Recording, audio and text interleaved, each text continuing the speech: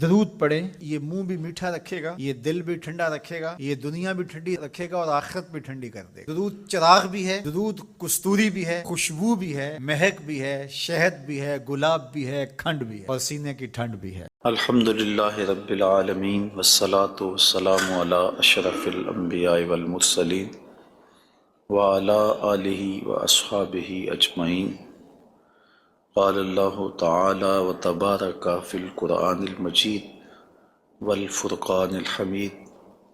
بسم اللہ الرحمن الرحیم۔ والضحیٰ واللیل اذا سجا، صدق اللہ مولانا العظیم وصدق رسولہ النبی الکریم الرؤوف الرحیم۔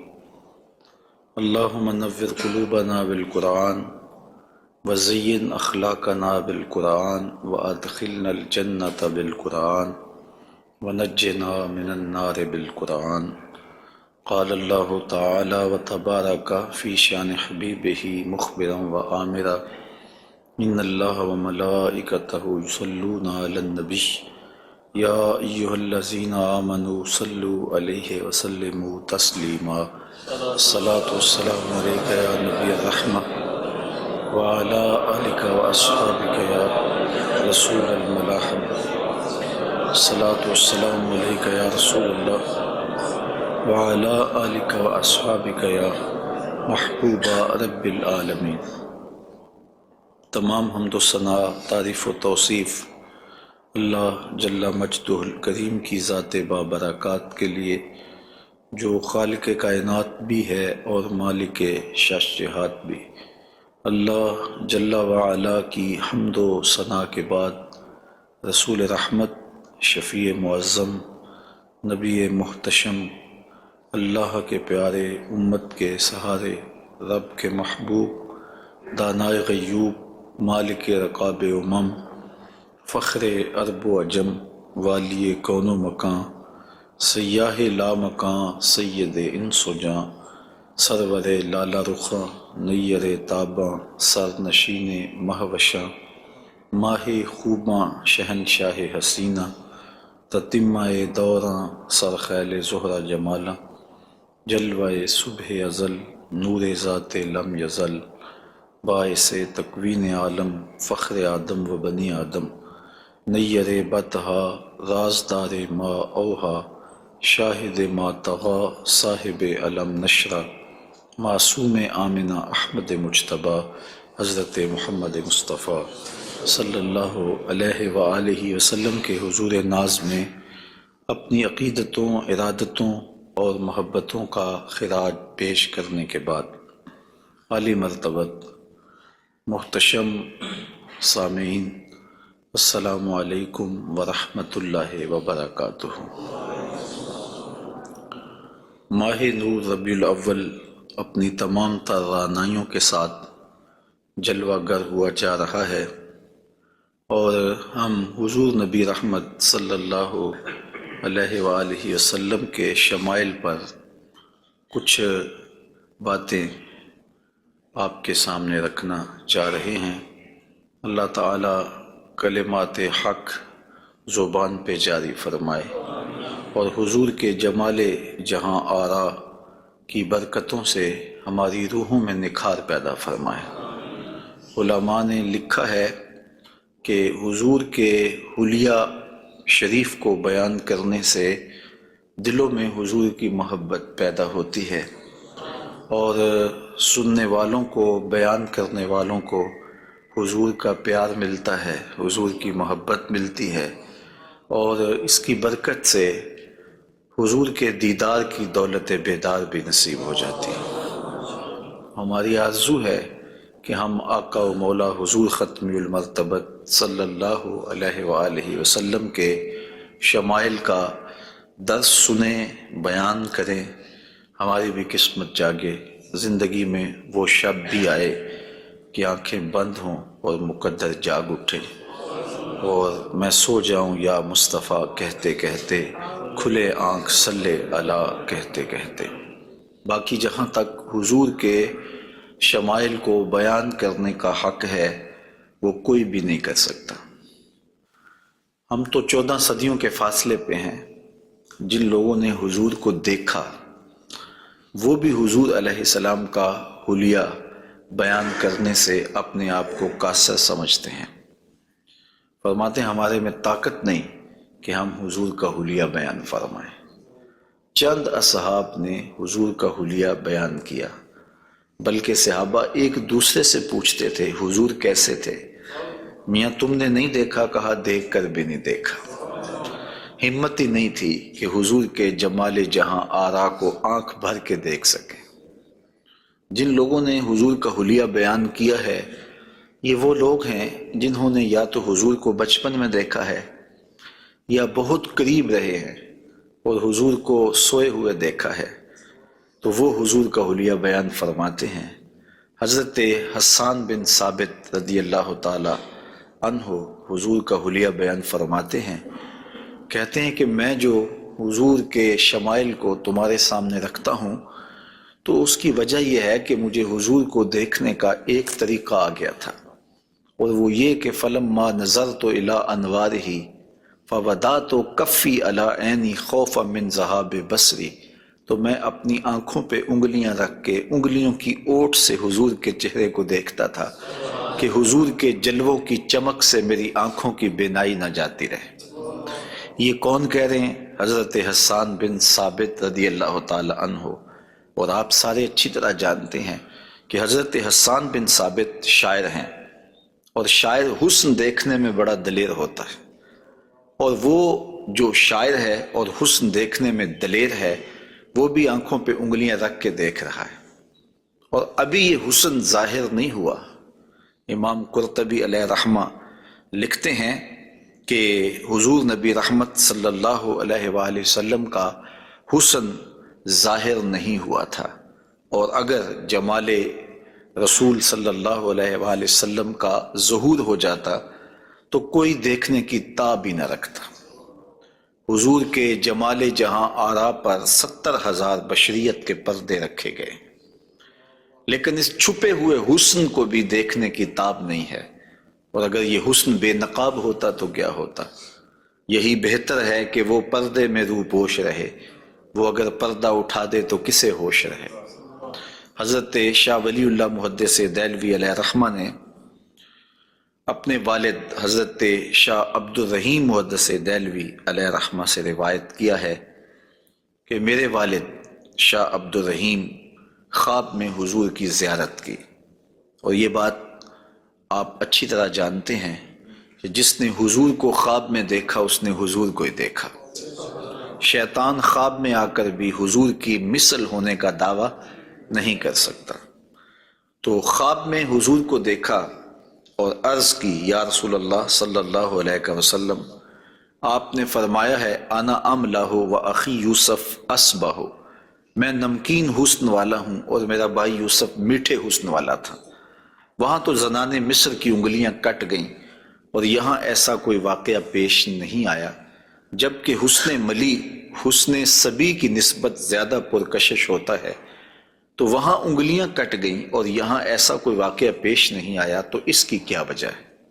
تو حضور نے جو خواب میں جواب دیا وہ حضرت شاہ عبد الرحیم نے بیان فرمایا، اور شاہ ولی اللہ محدث دہلوی علیہ رحمہ نے در سمین میں اس کو لکھا۔ آقا کریم نے فرمایا جمالی مستور عن اعین الناس غیرۃ من اللہ، اے عبد الرحیم اللہ نے غیرت محبت کی وجہ سے میرے حسن کو لوگوں کی نظروں سے چھپا کے رکھا ہے۔ کوئی محب نہیں چاہتا کہ میرا محبوب کوئی دیکھے۔ قتیل شفائی نے کہا تھا نا، اس حد تلک بڑھ گئی ہے بے اعتمادی کہ تجھ کو تجھ سے بھی چھپانا چاہتا ہوں۔ وہ کہتا ہے میری تو آرزو یہ ہے کہ تو آئینہ بھی نہ دیکھے۔ تو محب کی غیرت ہوتی ہے کہ اس کے محبوب کو کوئی نہ دیکھے۔ تو کہا کہ میرے حسن کو لوگوں کی نظروں سے چھپا کے رکھا گیا ہے، اور اگر یہ حسن ظاہر کر دیا جاتا تو کوئی تاب نہ لا سکتا۔ تو یہ چھپے ہوئے حسن کا عالم ہے کہ دیکھنے والوں کو پھر بھی انگلیاں رکھ کے دیکھنا پڑتا ہے، اور اگر یہ بے نقاب ہوتا تو پھر کون تاب لا سکتا؟ مولانا حسن رضا اعلی حضرت کے برادر محترم فرماتے ہیں وہ اگر جلوہ کریں کون تماشائی ہو۔ تو یہ وہ حسن ہے کہ جو تمام کا تمام ظاہر نہیں کیا گیا، اور لوگوں کی نگاہوں سے پوشیدہ رکھا گیا، لیکن وہ بشریت کے پردوں کی اوٹ سے چھن چھن کے بھی اس قدر تابع ہے کہ پوری کائنات کے اندر رنگ اسی حسن کے جھلکتے دکھائی دیتے ہیں اور ہر طرف اسی کے انوار پھیلے ہوئے نظر آتے ہیں۔ تو حضور کے حسن کا بیان، حضور کے حسن کا ذکر اگرچہ انسانی استطاعت میں نہیں ہے اور اس کے بس میں نہیں ہے، لیکن اس کے باوجود صحابہ کے دور سے لے کر آج تک لوگوں کا یہ محبوب موضوع رہا ہے کہ وہ حضور علیہ السلام کے حسن کا ذکر کر کے اپنے قلب کی تسکین کا ساماں کرتے ہیں۔ علماء نے یہ بھی لکھا ہے کہ جو شخص حضور کے حسن کو بیان کرے، لوگوں کے دلوں میں اس کے لیے پیار پیدا ہو جاتا ہے۔ آج ہر شخص چاہتا ہے کہ میں ہر دل عزیز ہو جاؤں، تو یہ سادہ سا نسخہ ہے کہ کائنات میں حضور کے حسن کے تذکرے کیا کرو، دنیا تم سے پیار کرنے لگ جائے گی، تم محبوب الخلائق بن جاؤ گے اگر تم اس محبوب دو عالم کے حسن کو لوگوں کی نظروں کے سامنے بیان کرو گے۔ انشاءاللہ حضور کے مختلف اعضاء کے حسن کا ذکر ترتیب وار کیا جائے گا، اور اہل محبت نے اور اصحاب رسول نے اس پر کیا محبتوں کے پھول پیش کیے ہیں۔ یقیناً آپ کے قلوب کو فرحت بھی ہوگی، قرار بھی ملے گا، اور آقا کریم کے حسن دل پذیر اور حسن جاں فضا کی مستیوں میں آپ کھو بھی جائیں گے۔ حضرت جابر بن سمرہ رضی اللہ تعالی عنہ فرماتے ہیں کہ لیلۃ الادحیان تھی، 14ویں رات کا چاند تھا، اور حضور یمنی چادر اوڑے ہوئے استراحت فرما رہے تھے، اور میں کبھی آسمان کو دیکھتا تھا، کبھی حضور کے جمال جہاں آرا کو دیکھتا تھا، اور یہ سوچتا تھا کہ میں فیصلہ کروں کہ آسمان کا چاند سونا ہے یا مدینے کا چاند سونا ہے۔ تو حضرت جابر بن سمرہ رضی اللہ تعالیٰ عنہ فرماتے ہیں پھر میں نے فیصلہ کیا فَإِذَا هُوَ أَحْسَنُ عِنْدِي مِنَ الْقَمَرِ، میں نے کہا آسمان کا چاند نہیں، مدینے کا چاند سونا ہے، چونکہ چاند کی چمک بھی حضور کے در کی خیرات ہے۔ چاند کو، سورج کو، شمس و قمر کو جو روشنیاں دی گئی ہیں وہ حضور کے صدقے سے دی گئی ہیں۔ تو کائنات میں جہاں بھی اجالا ہے، جہاں بھی روشنیاں ہیں، جہاں بھی نور ہے، وہ نور حضور علیہ السلام کا ہی ظہور ہے، اور حضور کا نور ہے کہ جو کسی سے مستعار نہیں لیا ہوا، وہ حضور کا اپنا نور ہے، اپنا حسن ہے۔ علامہ بوصیری علیہ رحمہ نے کتنی خوبصورت بات کہی، منزہ عن شریک فی محاسنہ فجوہر الحسن فیہ غیر منقسم، کہ حضور اپنے محاسن میں، اپنے کمالات میں کسی شریک سے منزہ ہیں، اور آپ کا جوہر حسن جو ہے وہ غیر منقسم ہے۔ تو حضور کا حسن کسی سے مستعار نہیں لیا ہوا، بلکہ پوری کائنات کو جو حسن ملا ہے وہ حضور کی دہلیز کی عطا ہے، حضور کی چوکھٹ کی خیرات ہے۔ تو زمانہ چمک رہا ہے تو حضور کے انوار سے، اور بریلی سے آج بھی آواز آ رہی ہے، چمک تجھ سے پاتے ہیں سب پانے والے، میرا دل بھی چمکا دے چمکانے والے۔ تو ساری روشنیاں اسی دہلیز سے پھوٹتی ہیں، اسی در سے پھوٹتی ہیں، سارے اجالے اسی چوکھٹ سے نکلتے ہیں۔ اللہ نے اپنے محبوب علیہ السلام کو جو حسن دیا، جو جمال دیا، حضرت برا بن عازب رضی اللہ تعالیٰ عنہ بیان فرماتے ہیں، امام بخاری و مسلم نے اس کو روایت کیا ہے، کان رسول اللہ صلی اللہ علیہ وسلم احسن الناس وجہا، کائنات میں جتنا سونا چہرہ میرے حضور کا تھا کسی کا تھا ہی نہیں، سب سے زیادہ سونا اور خوبصورت چہرہ اللہ نے اپنے محبوب کو عطا کیا ہے۔ اور حضرت ابو ہریرہ رضی اللہ تعالی عنہ سے معروف روایت ہے جس کو امام ترمذی نے اور باقی محدثین نے روایت کیا ہے، حضور فرماتے ہیں حضرت ابو ہریرہ، ما رأیت شیئا احسن من رسول اللہ صلی اللہ علیہ وسلم، میں نے حضور سے سونا کوئی دیکھا ہی نہیں۔ اور حضرت حسان بن ثابت کہتے ہیں کہ آج تک کسی ماں نے ایسا سونا جنم ہی نہیں دیا، سونا دیکھتے کیسے، کسی ماں نے ایسا جنم ہی نہیں دیا۔ حضرت ابو ہریرہ نے ایک موقع پہ فرمایا کہ کل قمر لیلۃ البدر لم ارا قبلہ ولا بعدہ مثلہ، کیا پوچھتے ہو 14ویں رات کا چمکتا ہوا چاند تھے میرے حضور۔ پھر کہتے ہیں نہیں حضور جیسا نہ پہلے دیکھا ہے نہ بعد میں دیکھا۔ تو حضرت حسان بن ثابت فرماتے دیکھتے کیسے، کسی ماں نے جنم دیا ہوتا تو دیکھتے۔ خدا نے وہ سچا ہی پن چھڑیا جہدے وچ محمد نو ڈالیا سی. حسینہ جمیلہ دا منہ موڑ دیتا، محمد بنا کے قلم توڑ دیتا. اللہ تعالیٰ نے ایسا پیکر تراشا ہے، ایسی صورت بنائی ہے کہ جس کی مثل کائنات کے اندر نہ کوئی دوسری صورت ہے، اور میرے محبوب کے جمال جیسا نہ کوئی دوسرا جمال ہے. تو وہ حسن، وہ جمال، وہ کمال اور وہ شانیں اور وہ مراتب رفیع عطا کیے گئے جو انہی کا مقسوم ہے.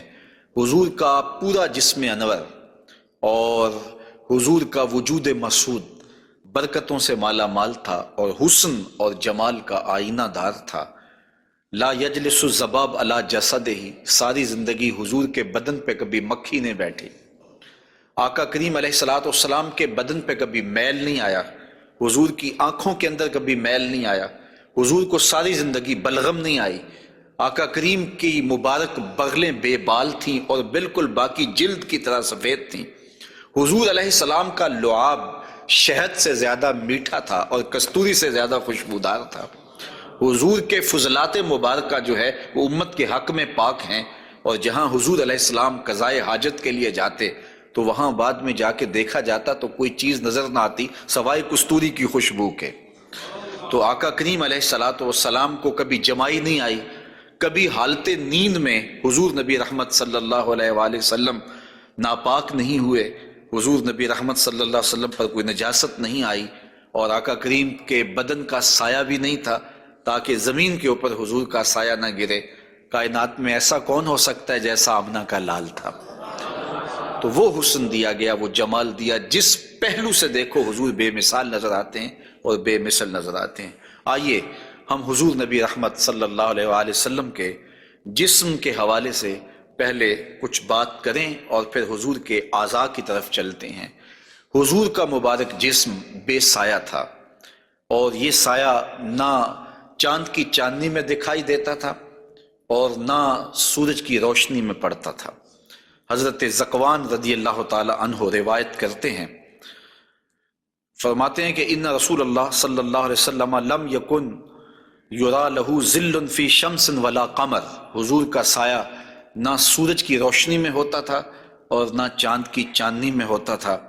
اور حضرت عثمان رضی اللہ تعالی عنہ خلیفہ ثالث رضی اللہ تعالی عنہ اس کی وجہ بیان فرماتے ہیں کہ حضور کا سایہ کیوں نہیں تھا. فرماتے ہیں ان اللہ ما اوقع ظلک علی الارض لئلا یدع انسان قدمہ علی ذلک الظل. اللہ تعالیٰ نے محبوب کا سایہ زمین پہ اس لیے نہیں پڑنے دیا کسی انسان کا قدم محبوب کے سائے پہ نہ آ جائے. اللہ اکبر. لیکن حضرت شیخ احمد مجدد الفسانی علیہ رحمہ نے ایک بڑی خوبصورت بات کہی، اور ہمارے لیے وہ بڑی ٹھنڈک اور بڑی تسکین کا سامان ہے. وہ فرماتے ہیں کہ اورا صلی اللہ علیہ وسلم سایہ نبود، آقا کریم علیہ السلام کا سایہ نہیں تھا. در عالم شہادت، اس عالم شہادت میں حضور کا سایہ نہیں تھا، اور یہ بات ثابت ہے. اور تقریباً تمام مکاتیب فکر کے لوگ، ایک دو مکتبہ فکر کے علاوہ باقی سارے اس بات کو تسلیم کرتے ہیں. رشید احمد گنگوہی نے بھی یہ بات لکھی ہے، امداد السلوک کے اندر یہ روایت موجود ہے کہ بتواتر ثابت شد کہ حضرت علی سایہ نہ داشتن. وہ کہتے ہیں کہ یہ بات تواتر کے ساتھ ثابت ہے کہ جناب صلی اللہ علیہ وسلم کا سایہ نہیں تھا. تو حضرت شیخ فرماتے ہیں کہ عالم شہادت میں حضور کا سایہ نہیں تھا. شیخ احمد مجدد الفسانی کیوں سایہ نہیں تھا؟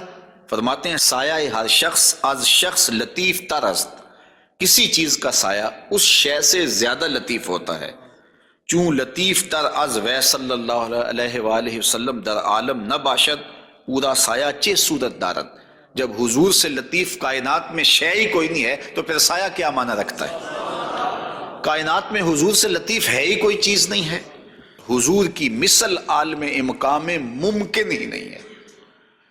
اب مجھے یہ بتائیں کہ جس کا سایہ بھی نہیں تھا اس کا ثانی ہو سکتا ہے؟ تو یہ کون خاکے تراش رہے ہیں؟ کس کے خاکے تراش رہے ہیں؟ خاکے تو خاکیوں کے ہوتے ہیں. جو پیکر نور ہو، جس کا سایہ بھی نہیں ہے، اس کے خاکے کیسے ہو سکتے ہیں؟ تو حضور کی مثل تو بزم عالم میں ممکن ہی نہیں ہے. اقبال بھی بول پڑے رخ مصطفیٰ ہے وہ آئینہ، کہ اب اس دوسرا آئینہ نہ کسی کی بزم خیال میں، نہ دکان آئینہ ساز میں. ممکن ہی نہیں ہے خدا نے وہ سچا ہی پن چھڑیا جہدے وچ محمد نو ڈالیا سی. تو آقا کریم علیہ الصلوۃ والسلام کا سایہ نہیں بنایا، اور کائنات کے اندر وہ بے مثل بھی ہیں، وہ بے مثال بھی ہیں. تو یارو جس کا سایہ بھی نہیں ہے اس کا ثانی کیسے ہو سکتا ہے؟ تو آقا کریم علیہ الصلوۃ والسلام کا مبارک قد انور، حضور کا جسم نور، اللہ تعالیٰ جل شانہ نے حضور کو قد رانا دیا ہوا. امیر خسرو نے کہا تھا نا، پری پیکر نگارے سرو قد لالا رخسارے، سراپا آفت دل بود شب جائے کہ من بودم. خدا خود میرے مجلس بود اندر لا مکان خسرو، محمد شم محفل بود شب جائے کہ من بودم. تو حضور کا قد انور، اللہ اکبر. اس کے بارے میں حضرت سیدنا علی المرتضیٰ رضی اللہ تعالی عنہ سے مروی روایت سنیے. فرماتے ہیں لم یکن بالطویل الممغت ولا بالکثیر المتردد وکان ربعۃ من القوم لم ارى قبلہ ولا بعدہ مثلہ. فرمایا کہ حضور علیہ السلام کا قد لمبا بھی نہیں تھا، حضور پست قامت بھی نہیں تھے، حضور درمیانی قد و قامت کے حامل تھے. پھر آگے کہتے ہیں نہیں حضور جیسا نہ پہلے دیکھا نہ بعد میں دیکھا. اور حضرت انس رضی اللہ تعالیٰ عنہ فرماتے ہیں کان رسول اللہ صلی اللہ علیہ وسلم لیس بالذاہب طولا وفوق الربا اذا جامع القوم غمرہم. فرماتے ہیں حضور پست قامت نہیں تھے، حضور درمیانی قد و قامت کے تھے. پھر کہتے ہیں نہیں، درمیانی قد و قامت سے بھی اٹھتا ہوا حضور کا قد تھا. یعنی قد اتنا لمبا نہیں تھا کہ بہت لمبا قد بھی اچھا نہیں لگتا اور پست قامتی بھی عیب ہے. تو درمیانہ قد ہونا یہ حسن ہے، لیکن درمیانے سے بھی کچھ اٹھتا ہوا یہ مزید حسن ہے. اور یہ اللہ نے اپنے محبوب کو قد دیا تھا، لیکن اس کے ساتھ یہ شان تھی کہ لمبے لمبے قد والے لوگ موجود ہوتے اور حضور بھی ان میں موجود ہوتے. اذا جامع القوم غمرہم، جب حضور تشریف فرما ہوتے تو حضور سب سے اونچے دکھائی دیتے. قد درمیانہ تھا لیکن دکھائی اونچے دیتے. علماء نے اس کی تشریح میں لکھا ہے کہ حضور علیہ الصلوۃ والسلام کا یہ معجزہ تھا، یہ شان تھی، یہ نبوی وجاہت تھی کہ حضور سب سے اونچے دکھائی دیتے تھے. ام معبد جو حضور کا حلیہ بیان کرتی ہیں، اور انشاءاللہ ان سے مروی روایت اور ان کا تفصیلی واقعہ ہم آگے چل کے بیان بھی کریں گے، تو وہ حضور کے قد پر کہتی ہیں غصن بین غصنین، دو شاخوں کے درمیان اٹھتی ہوئی جیسے شاخ ہوتی ہے، اس طرح حضور کا قد رانا تھا. تو آقا کریم علیہ السلام کا قد، اللہ اکبر. حضرت انس سے ایک اور روایت سن لیجئے. وہ فرماتے ہیں کان رسول اللہ صلی اللہ علیہ وآلہ وسلم احسن الناس قواما و احسن الناس وجہا. کہتے ہیں جیسی قد و قامت میرے حضور کی تھی، کائنات میں اتنا سونا قد کسی کا نہیں، اور جتنا سونا چہرہ میرے حضور کا تھا ایسا سونا چہرہ کسی کا نہیں ہے. قد بھی سونا اور چہرہ بھی سونا. اور زمانے میں اتنا سونا رب نے کوئی پیدا ہی نہیں کیا، چونکہ سب سے حسین سب سے جمیل اپنے محبوب کو بنایا. لکھاں آئے لوگ زمانے تے محبوب خدا جیا کوئی نہیں، لکھاں سونے بن بن بیندے نے اودی خاک پا جیا کوئی نہیں. جو حسن انہیں دیا، جو جمال انہیں دیا، وہ انہی کی خوبی ہے.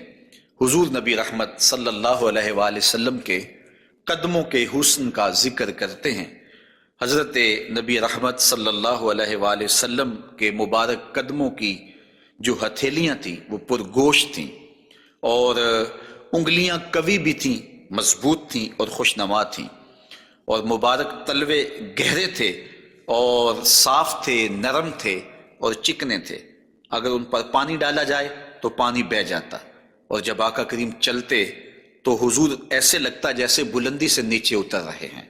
وقار کے ساتھ حضور قدم زور کے ساتھ اٹھاتے اور وقار کے ساتھ آگے بڑھاتے، اور یوں محسوس ہوتا کہ جس طرح بلندی سے حضور نیچے کی طرف آ رہے ہیں. آقا کریم علیہ الصلوۃ والسلام بہت تیز چلتے نہیں تھے، لیکن ایسے لگتا تھا جس طرح زمین حضور کے لیے لپیٹ دی گئی ہے، اور اگر لوگ حضور کے ساتھ چلنا چاہتے تو حضور کے ساتھ چل نہیں سکتے تھے. اللہ نے اپنے محبوب کو وہ رفتار عطا فرمائی. زمین بھی سمیٹ دی گئی تھی حضور کے لیے، اور وقت بھی سمیٹ دیا گیا تھا حضور کے لیے. اور آقا کریم علیہ الصلوۃ والسلام کے قدم مبارک کی انگلیاں وہ بڑی خوبصورت تھیں، لیکن جو درمیان والی انگلی ہے وہ انگلی باقی انگلیوں سے زیادہ قد آور تھی، لمبی تھی۔ آئیے ذرا اس انگلی کا حال حضرت میمونہ بنت کردم رضی اللہ تعالی عنہا سے سنیے۔ یہ ایک صحابیہ ہیں جو اپنے والد گرامی کے ساتھ حضور کی خدمت میں حاضر ہوئیں۔ تو ان کے والد گرامی نے حضور سے کوئی بات پوچھی، اور آقا کریم اس وقت ناقہ کے اوپر، اونٹنی کے اوپر سوار تھے۔ تو ان کا جی چاہا کہ میں حضور کا دیدار کروں، لیکن حضور کے چہرے کی وجاہت نے ان کو حضور علیہ السلام کے چہرے کی جانب آنکھ بھر کے دیکھنے نہ دیا۔ تو کہا اب آئی ہوں تو حضور کے مبارک پاؤں کو دیکھنے لگی۔ تو حضرت میمونہ بنت کردم فرماتی ہیں فما نسیتو فی ما نسیتو طول اصبع قدمہ السبابہ علی سائر اصابعہ، کہا مدت ہو گئی ہے میں نے حضور علیہ السلام کو دیکھا تھا، اور حضور کے مبارک پاؤں کی انگلیوں میں سے جو درمیان والی انگلی ہے، اس انگلی کا جو قد باقی انگلیوں سے تھوڑا سا لمبا تھا، آج تک میری آنکھوں سے وہ حسن نہیں ہٹتا ہے، وہ حسن ہی زائل نہیں ہوتا ہے۔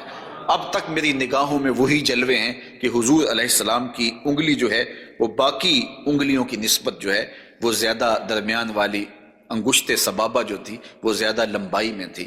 تو حضرت میمونہ بنت کردم ابھی تک اس انگلی کے حسن میں کھوئی ہوئی ہیں۔ مجھے بتاؤ جس کی انگلی، پاؤں کی انگلی اتنی حسین ہے، اس کی آنکھیں کتنی حسین ہوں گے۔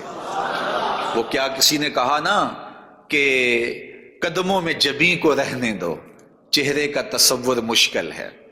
قدموں پہ جبیں کو رہنے دو، چہرے کا تصور مشکل ہے، جب چاند سے بڑھ کر ایڑی ہے رخسار کا عالم کیا ہوگا۔ یہ تو انگلی کا حسن ہے کہ میمونہ بنت کردم ساری زندگی یہی احساسہ ہے، لوگوں کو بتاتی ہیں کہ لوگوں میں نے حضور کی انگلی دیکھی ہوئی ہے۔ تو جس نے حضور کے قدم انور کی انگلی کی زیارت کی ہے وہ تو ناز کرے، اور پھر اس عائشہ صدیقہ محبوب کائنات کی قسمت پہ ناز نہ کریں جن کی آغوش میں حضور کا سر انور ہوتا تھا۔ تو حضرت میمونہ بنت کردم رضی اللہ تعالی عنہا فرماتی ہیں کہ میں ابھی تک اس انگلی کے جمال کو بھول نہیں پائی۔ آقا کریم علیہ السلام کے قدموں کے بارے میں آتا ہے کہ کان رسول اللہ صلی اللہ علیہ وسلم احسن البشر قدما، کائنات میں جتنے سونے قدم میرے حضور کے تھے اتنے سونے قدم بھی کسی کے نہیں تھے۔ حضرت انس اور حضرت ابو ہریرہ اور ہند بن ابی حالہ رضی اللہ تعالیٰ عنہ حضور کے قدموں کے بارے میں شسن القدمین، اور حضرت امام ترمذی نے مسیح القدمین کے لفظ بولے ہیں کہ نرم آپ کے قدم تھے، اور آپ کے قدم جو ہے وہ چمکدار تھے، روشن تھے، آپ کے قدم پرگوش تھے، اور آپ کے مبارک پاؤں خوبصورت تھے۔ اور تلوے جو تھے اس کے بارے میں دو روایات ہیں، ایک روایت یہ ہے کہ اخمسان، اور ایک روایت کے اندر لفظ ہیں لیس لہا اخمس، کہ جو تلوے ہیں وہ درمیان سے جو ہیں وہ پرگوشت تھے، اور ایک ہے کہ درمیان سے پرگوشت نہیں تھے۔ تو یہ دو روایات کی تطبیق کیسے ہوگی؟ بعض نے کہا کہ حضور کے مبارک تلوے جو تھے وہ درمیان سے پرگوشت نہیں تھے، اور بعض نے کہا کہ بالکل درمیان سے پرگوشت ہی تھے اور بالکل سیدھے تھے۔ علماء نے کہا کہ درمیان سے خلا تو تھا، لیکن جب حضور قدم رکھتے تھے تو آقا کریم علیہ السلام قدم جو ہے وہ پوری طرح جماؤ کر کے رکھتے تھے، اور جب وہ نقش بنتا تھا تو وہ نقش پورا بنتا تھا۔ اور یہاں محدثین نے کمال کر دی، کہا رب نے یہ نہیں چاہا کہ میرے محبوب کے تلووں کا نقش ناتمام بنے، نقش پورا بنتا تھا۔ تو جنہوں نے نقش کو دیکھ کر تلووں کا اندازہ لگایا انہوں نے کہا کہ نہیں، وہ تلوے بالکل برابر تھے اس لیے کہ نقش پورا بنتا تھا، اور جنہوں کو تلوے دیکھنے کی سعادت نصیب ہو گئی تو انہوں نے کہا نہیں، ہم نے دیکھے ہیں کہ جو ہے وہ درمیان میں جو ہے وہ کم گوشت تھا اور اطراف میں گوشت زیادہ تھا۔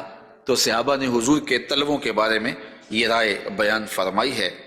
حضرت ابو ہریرہ رضی اللہ تعالی عنہ فرماتے ہیں انہ صلی اللہ علیہ وسلم کان اذا مشى علی الصخر غاصت قدماہ فیہ، جب کبھی آپ ننگے پاؤں چلتے کسی پتھر کے اوپر، کسی چٹان کے اوپر، تو وہ چٹان اور پتھر حضور کے لیے نرم ہو جاتے، اور آقا کریم علیہ السلام کے مبارک قدم جو ہے اس پتھر کے اندر جو ہے وہ دنس جاتے اور نشان بن جاتے۔ جس طرح مقام ابراہیم پہ آپ دیکھ سکتے ہیں کہ حضرت اسماعیل علیہ السلام کے قدموں کے نشانات اس پتھر نے محفوظ کر لیے. تو یہ پتھر جن پتھروں پہ حضور چلتے تھے وہ اپنی چھاتی پہ حضور کے تلووں کے نشان محفوظ کر لیتے تھے. سلطان قاتبائی نے باقاعدہ ایک ایسا پتھر جس پر حضور کے قدموں کے نشانات موجود تھے وہ 20,000 دینار میں اس زمانے میں خریدا اور خرید کے ساری زندگی اپنے پاس رکھا اور مرنے سے قبل وصیت کی کہ جب میں مر جاؤں تو یہ پتھر میری قبر کے سرہانے لگانا.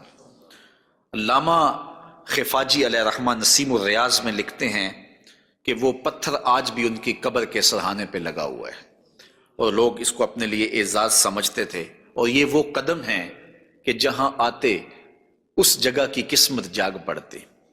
یہ قدم اور یہ مبارک تلوے یہ تو عرش نے بھی چومے ہیں نا.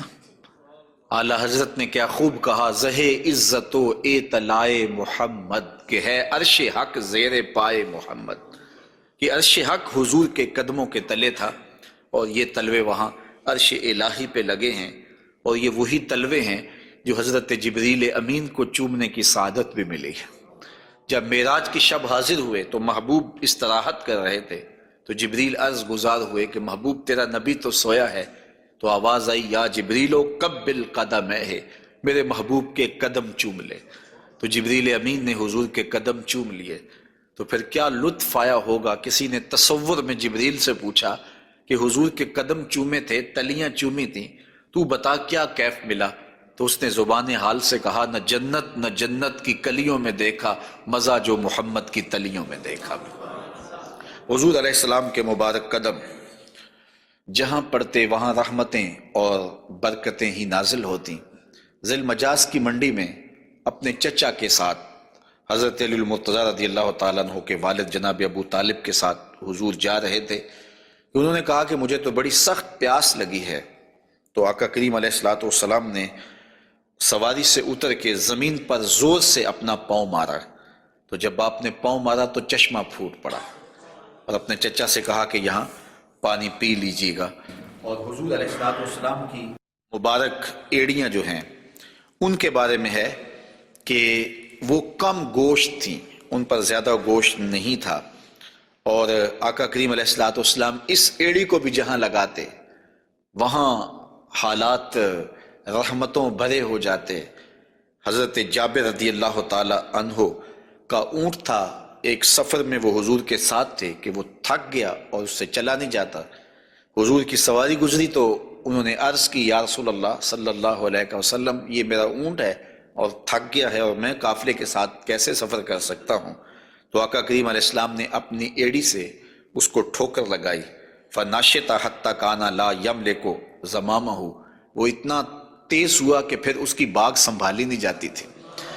کچھ عرصے کے بعد حضور حضرت جابر سے پھر ملے اور حضور نے پوچھا کہ وہ تمہارے اونٹ کا کیا بنا.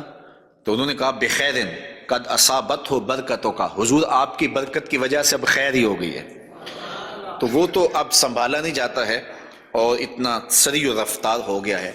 اور یہ بات آپ کبھی بھی بھول نہیں سکتے ہیں کہ حضور احد پہ تشریف لے گئے تھے تو وہ حضور کے آنے کی خوشی میں جھوم اٹھا تھا. تو حضور نے ایڑی ہی ماری تھی.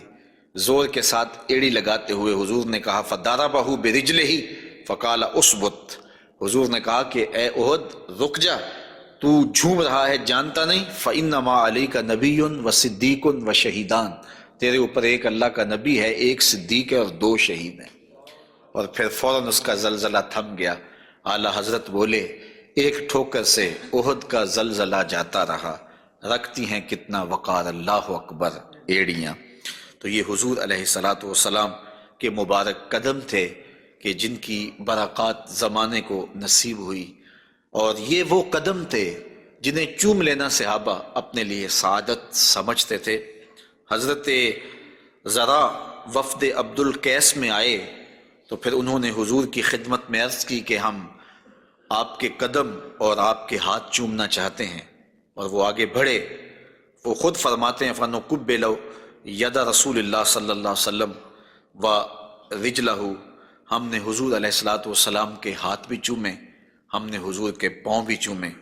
حضرت صہیب رضی اللہ تعالی عنہ فرماتے ہیں کہ رأیت علیٰ یقبل ید العباس ورجلہ، میں نے دیکھا کہ حضرت علی اپنے چچا عباس کے ہاتھ بھی چومتے تھے اور پاؤں بھی چومتے تھے۔ اور یہ کیوں چومتے تھے؟ اس کی وجہ ایک دیگر حدیث میں حضرت ثابت رضی اللہ تعالی عنہ حضرت انس کے پاس آئے اور انہوں نے آ کے حضرت انس سے پوچھا، کیا تم نے اس ہاتھ کو حضور کے ہاتھ سے مس کیا ہوا ہے؟ تو حضرت انس نے کہا، کیوں نہیں، یہ سعادت مجھے ملی ہے کہ ان ہاتھوں نے حضور کے وجود کے بوسے لیے ہیں اور حضور کے وجود کو چھوا ہے۔ فقبلہا، تو حضرت ثابت نے حضرت انس کا ہاتھ چومنا شروع کر دیا کہ یہ وہ ہاتھ ہیں جنہوں نے حضور کو چوما ہوا ہے، جنہوں نے حضور کو چھوا ہوا ہے، جنہوں نے حضور کے بدن رحمت سے مس کیا ہوا ہے۔ تو حضرت علی المرتضیٰ حضرت عباس کے ہاتھ چومتے تھے، تو آقا کریم علیہ الصلوۃ والسلام کے قدم بھی، حضور کے ہاتھ بھی صحابہ عقیدت سے چوم لیا کرتے تھے، اور یہ واقعات کبھی ہوتے تھے اور عقیدت کا یہ رنگ صحابہ کے ہاں پایا جاتا تھا۔ حضور نبی رحمت صلی اللہ علیہ وآلہ وسلم وہ قدم جو برکتوں کے لیے، رحمتوں کے لیے اگر کسی اونٹ پہ لگتے ہیں تو وہ تیز ہو جاتا ہے، اور اگر زمین پہ مارتے ہیں تو چشمہ پھوٹ پڑتا ہے، اور اگر پہاڑ پہ لگاتے ہیں تو اس کا زلزلہ رک جاتا ہے۔ ان قدموں پہ کھڑے ہو کے ساری رات عبادت میں گزار دیتے ہیں، حتیٰ تتورم قدماہ، یہاں تک کہ حضور کے مبارک قدم سوج جاتے ہیں، اور اللہ کے یوں شکر گزار بندے بن کے اپنی زندگی حضور گزارتے ہیں۔ تو آقا کریم علیہ الصلوۃ والسلام کے مبارک قدم خوبصورت تھے، اور اس کی تلیاں بھی خوبصورت تھیں، قدموں کا حسن بے مثال تھا۔ اور آقا کریم علیہ السلام کی پنڈلیوں کے بارے میں، حضور کی پنڈلیوں کے بارے میں حضرت جابر بن سمرہ رضی اللہ تعالی عنہ سے مروی ایک روایت سنیے۔ فرماتے ہیں، کان فی ساق رسول اللہ صلی اللہ علیہ وسلم حموشۃ، آقا کریم علیہ الصلوۃ والسلام کی مبارک جو پنڈلیاں تھیں وہ نرم و نازک، پتلی اور خوبصورت تھیں۔ اور آقا کریم کی پنڈلیوں کے بارے میں سراقہ بن مالک رضی اللہ تعالی عنہ نے جو کہا ہے وہ بڑی خوبصورت بات کہی ہے۔ آپ سمجھتے ہیں، آپ جانتے ہیں کہ جب حضور مکے سے ہجرت فرما کے مدینہ تشریف لے گئے تو 100 سرخ اونٹ انعام حضور کی گرفتاری کے لیے رکھا گیا۔ تو سراقہ بن مالک بھی حضور کو گرفتار کرنے کے لیے حضور کا پتہ اور حضور کی تلاش میں نکلا تھا اور حضور کو ڈھونڈ رہا تھا۔ خیر ایک مقام پہ حضور علیہ السلام سے ملاقات ہو گئی، تو یہ اپنے اس برے ارادے سے حضور کی طرف بڑھا تو اس کا اونٹ جو ہے وہ گھٹنوں تک زمین میں دنس گیا۔ اس نے معذرت کی، حضور نے دعا دی، وہ اونٹ باہر نکل آیا تو اس کی پھر نیت بدل گئی، تو پھر دوبارہ اونٹ جو ہے وہ گھٹن تک دنس گیا۔ خیر اس نے دوبارہ معذرت کی اور حضور سے کہا کہ آپ مجھے امان نامہ لکھ کے دیں۔ تو حضور نے ان کو امان نامہ دے دیا اور فرمایا کہ تو مجھے گرفتار کرنے کے در پے ہے اور میں تیرے ہاتھوں میں کسرا کے کنگن دیکھ رہا ہوں۔ تو یہ واپس پلٹ آئے، تو انہوں نے اس وقت حضور علیہ السلام کو دیکھا، تو یہ حضور کے حسن کا اور حضور کی پنڈلیوں کا ذکر کرتے ہیں، چونکہ حضور سواری پہ تھے اور حضور کی پنڈلیاں انہیں دکھائی دی۔ تو حضرت سراقہ بن مالک کہتے ہیں کہ فلما دنوت منہ، جب میں حضور کے نیڑے ہوا اس نیت سے کہ میں حضور کو گرفتار کروں، وہو علی ناقتہ، تو حضور اپنی اونٹنی کے اوپر سوار ہیں۔ تو پھر کیا ہوا؟ تو جعلت انظر الی ساقہ، تو میں حضور کی پنڈلیوں کو دیکھنے لگا۔ ایسا جعلت انظر، میں دیکھنے لگا، میری نظر جم گئی حضور کی مبارک پنڈلی پر۔ وہ کس طرح کہ اتنی خوبصورت تھی، کہتے ہیں کأنہا جمارہ، پنڈلی ایسے تھی جس طرح جمارہ ہوتا ہے۔ آپ نے کبھی دیکھا ہو کھجور کا درخت، تو کھجور کے درخت سے نیچے شاخیں پھوٹتی ہیں، تو جب نئی شاخ نکلتی ہے تو وہ اتنی خوبصورت ہوتی ہے اور اتنی نرم اور نازک اور گداز ہوتی ہے کہ اس کو چھو لینے کو جی چاہتا ہے۔ تو اس شاخ کو عربی میں جمارہ کہتے ہیں۔ تو وہ کہتے ہیں میں حضور کی پنڈلیوں کا کیا بتاؤں، جس طرح وہ کھجور کی تازہ شاخ نکلتی ہے، جس کو دیکھنے سے جی نہیں رچتا، حضور کی پنڈلیاں جمارہ کی طرح تھیں۔ تو یہ انہوں نے ایک اپنے محاورے کے مطابق مثال دی، ورنہ حضور علیہ الصلوۃ والسلام کی پنڈلیوں کے لیے کوئی لفظ ہی نہیں ہے جو اللہ نے اپنے محبوب کو پنڈلیوں کا حسن دیا۔ اچھا، حضور کی پنڈلیوں کے بارے میں سنو میرے امام اعلی حضرت نے کیا کہا، کمال کر دی۔ ساک اصل قدم شاخ نخل کرم، اعلی حضرت فرماتے ہیں ساک اصل قدم، جو پنڈلی ہے، جو قدم کی اصل ہے، شاخ نخل کرم، جو کرم کی کھجور ہے، یہ اس کی شاخ ہے۔ اللہ اکبر، شم راہ اصابت پہ لاکھوں سلام۔ تو حضور علیہ الصلوۃ والسلام کو اللہ تعالیٰ نے پر نور، پتلی اور جو ہے وہ گوری رنگت کی اور لطیف اور خوبصورت پنڈلیوں سے نوازا تھا۔ اور حضور کے زانوئے منور کے بارے میں حضرت علی المرتضیٰ رضی اللہ تعالیٰ عنہ فرماتے ہیں، دخم الکرادیس، رسول کریم صلی اللہ علیہ وآلہ وسلم کے مبارک زانوئے نور کے بارے میں دخم الکرادیس کے لفظ بھی ہیں، اور دوسری روایت مروی ہے سعد ابن ابی شیبہ سے، اس میں لفظ ہیں کان رسول اللہ صلی اللہ علیہ وسلم جلیل المشاش، آقا کریم علیہ الصلوۃ والسلام کے زانو مبارک مضبوط تھے، پرگوشت تھے اور خوبصورت تھے۔ اور اعلیٰ حضرت یہاں بھی اپنی محبت کا اظہار کیے بغیر نہیں رہ سکے، فرماتے ہیں انبیاء طے کریں زانو ان کے حضور، انبیاء طے کریں زانو ان کے حضور، زانوؤں کی وجاہت پہ لاکھوں سلام۔ یہ وہ زانو ہے جہاں نبی بھی زانو طے کریں، یہ وہ شان ہے ان زانوؤں کی۔ حضور نبی رحمت صلی اللہ علیہ وآلہ وسلم کے مبارک قد انور کے فضائل بھی آپ نے سنے، حضور نبی رحمت صلی اللہ علیہ وآلہ وسلم کی پنڈلیوں کا تذکرہ بھی سنا، حضور کے پائے